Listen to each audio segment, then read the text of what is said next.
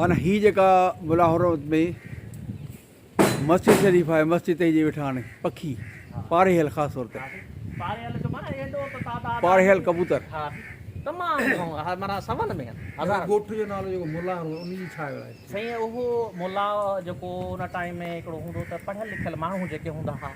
असल में स्कूल कोन हूंदा हुआ त आखूंद सरबा हुआ मुला सरबा हुआ त कीर क़ौम जो हो हुरमत अली हुनजो नालो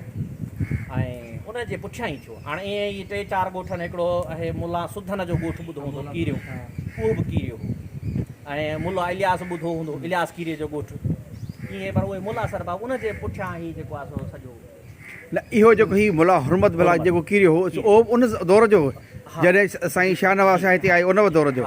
उनजे ख़ानदान में हींअर केरु आहिनि? उनजे मां तक़रीबन जेके हींअर फैमिलीज़ आहिनि कीरियनि जूं हिते हा तक़रीबन उन में मौजूदु आहिनि उनजा आहिनि हिते वेझो हुनजो ॻोठु कोन्हे उन न ही ॻोठु हिकिड़ो ई गॾियल आहे असां ही ॻोठु गॾियल हिते कीरा बि रहनि था उनजो पाड़ो अलॻि आहे पाड़ो आहे हिसो जेको तव्हां फिरी आयो इहो असांजो सैयदनि जो पाड़ो आहे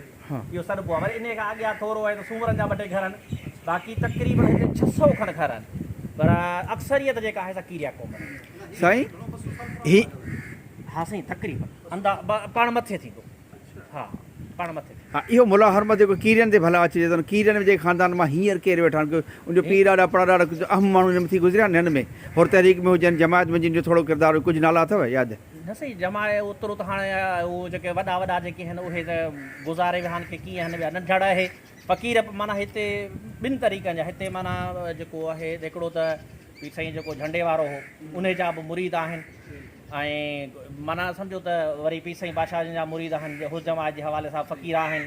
माना उन जो बि माना सम्झो त हिते लुटो आहे पंहिंजो न उन कीरनि जा थोरो नाला वठो जेके पीर साईं जमायत सां तालुक़ु रखनि था। आहे फ़क़ीर आहे हिते जो इस्माइल कीरियो आहे, इस्माइल कीरियो हा फ़क़ीर इस्माइल कीरियो आहे, उनजो आक़ाए आहे, ॿिया बि खोड़ सारा जेके आहिनि मुंहिंजो नानू ख़ुदि जेको हो अब्दुल वहाब शाह मुरीद हो त असां बि उनजे पोयां माना असीं वरी उन जमायत वारे हिसाब में आहियूं ऐं जेके ही बाबा वारा आहिनि त इहे वरी साईं पीर साईं झंडे वारनि जा मुरीद आहिनि, साईं इबादुल्ला शाह जो आहे मुर्शिद आहे, उन हिसाब सां उहो जेको आहे थोरो अव्हां जे ख़ानदानी हवाले सां मिसाल तव्हांजो नालो साईं हसन शाह, तव्हांजे वालिद साहिब जो नालो मोहम्मद बचल शाह, वरी उनजो नालो जेको आहे सो मोहम्मद हसन शाह, वरी नूरलक शाह, वरी उनजो वालिद जेको आहे सो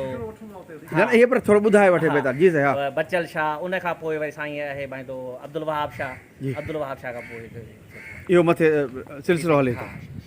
ठीकु आहे।